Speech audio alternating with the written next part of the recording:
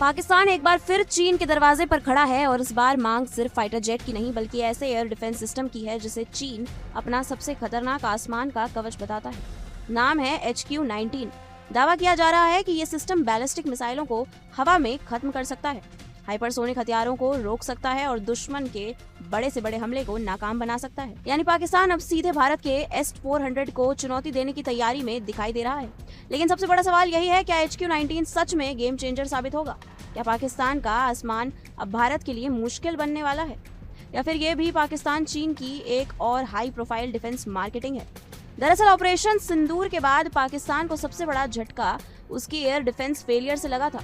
भारत की लंबी दूरी की मिसाइलों, सटीक हमलों और ब्रह्मोस जैसे हथियारों ने पाकिस्तान के कई एयर डिफेंस नेटवर्क को हिला दिया था। रिपोर्ट्स के मुताबिक HQ-9B सिस्टम के कई रडार तबाह हो गए थे और पाकिस्तान की एयर डिफेंस लेयर में बड़ी कमजोरी उजागर हो गई थी।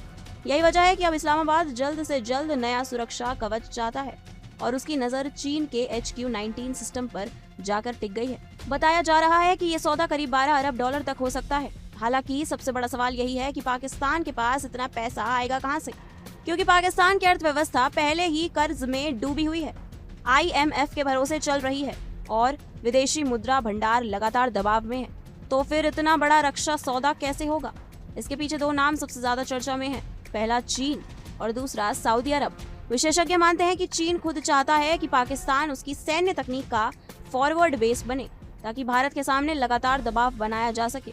वहीं दूसरी तरफ सऊदी अरब के साथ पाकिस्तान के बढ़ते रक्षा संबंध भी इस डील को फंडिंग दे सकते हैं। लेकिन अब सवाल HQ-19 की ताकत का। चीन दावा करता है कि HQ-19 उसकी सबसे advance anti ballistic missile system है। कुछ लोग इसे अमेरिका के थर्ड सिस्टम के बराबर तक बताते हैं। ये सिस्टम लंबी दूरी की बैलिस्टिक मिसाइलों से इंटरसेप्ट करने के लिए बनाया गया है और कहा जाता है कि ये वायुमंडल के बाहर भी टारगेट को मार गिरा सकता है। यानी अगर चीन के दावे सही माने जाएं तो HQ-19 सिर्फ एयर डिफेंस नहीं बल्कि एक मिसाइल शील्ड की तरह काम कर सकता है। इसकी सबसे बड़ी खासियत बताई जा रही है हाइपरसोनिक ग्लाइड व्हीकल्स को ट्रैक करने की क्षमता, यानी वो हथियार जो तेज रफ्तार के साथ हवा में दिशा बदल सकते हैं और जिन्हें रोकना दुनिया के सबसे बड़े देशों के लिए भी चुनौती माना जाता है। चीन ये भी दावा करता है कि HQ-19 का AESA रडार हजारों किलोमीटर दूर तक नजर रख सकता है। अगर ये सिस्टम पाकिस्तान को मिल जाता है तो जाहिर तौर पर भारत की एयर स्ट्राइक रणनीति पर इसका कुछ असर जरूर पड़ेगा। लेकिन कहानी का दूसरा पहलू भी उतना ही अहम है और वो ये है कि सिर्फ कोई सिस्टम खरीद लेने से युद्ध नहीं जीते जाते। पाकिस्तान पहले भी चीनी HQ-9B सिस्टम खरीद चुका है, लेकिन जब असली दबाव आया तो वही सिस्टम भारत के हमलों के सामने कमजोर पड़ता दिखाई दिया। यानी असली फर्क सिर्फ टेक्नोलॉजी नहीं बल्कि ट्रेनिंग, नेटवर्किंग, इंटीग्रेशन और युद्ध में इस्तेमाल करने की क्षमता से पड़ता है। भारत का S-400 इसी वजह से दुनिया के सबसे खतरनाक एयर डिफेंस सिस्टम्स में गिना जाता है, क्योंकि उसके पीछे सिर्फ मिसाइल नहीं बल्कि पूरा मल्टी लेयर नेटवर्क है। भारत के पास रडार नेटवर्क है, सैटेलाइट सपोर्ट है, AWACS सिस्टम है, इलेक्ट्रॉनिक वॉरफेयर क्षमता है और सबसे अहम वास्तविक ऑपरेशनल अनुभव है। दूसरी तरफ पाकिस्तान अभी अपनी नई किल चेन तैयार करने की कोशिश में है, इसलिए वो चीन से KJ-500 airborne early warning aircraft भी खरीदना चाहता है। ये वही सिस्टम है जो दुश्मन की गतिविधियों को लंबी दूरी से ट्रैक करते हैं और फाइटर जेट्स, मिसाइल और एयर डिफेंस को एक साथ जोड़ते हैं, क्योंकि पाकिस्तान समझ चुका है कि आधुनिक युद्ध सिर्फ मिसाइलों से नहीं बल्कि नेटवर्क और डेटा से जीते जाते हैं। उधर चीन भी इस पूरे खेल को सिर्फ हथियारों की बिक्री के तौर पर नहीं देख रहा।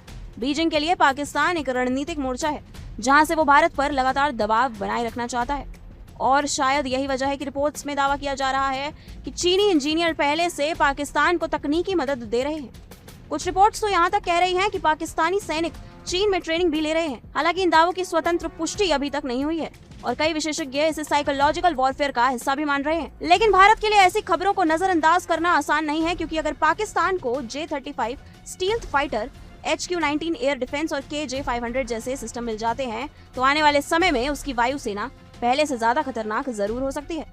लेकिन इसका मतलब ये नहीं है कि भारत पीछे है। भारत ने पिछले कुछ सालों में स्टैंड ऑफ हथियारों में भारी निवेश किया है। राफेल के एडवांस हथियार, BrahMos, long range precision strike system, electronic warfare और अब हाइपरसोनिक टेक्नोलॉजी पर भी तेजी से काम हो रहा है। यानी आने वाला युद्ध सिर्फ मिसाइल बनाम मिसाइल नहीं होगा बल्कि टेक्नोलॉजी बनाम टेक्नोलॉजी होगा और इसी रेस में चीन पाकिस्तान को आगे धकेलने की कोशिश कर रहा है। लेकिन एक सच्चाई और भी है, पाकिस्तान चाहे जितने सिस्टम खरीद ले, अगर उसकी अर्थव्यवस्था कमजोर रही, अगर उसकी सेना विदेशी सपोर्ट पर निर्भर रही और अगर उसके सिस्टम सिर्फ इंपोर्टेड पावर बने रहे तो लंबे समय तक भारत की बराबरी करना आसान नहीं होगा, क्योंकि भारत अब सिर्फ हथियार खरीदने वाला देश नहीं बल्कि खुद डिफेंस टेक्नोलॉजी बनाने वाली ताकत बनता जा रहा है।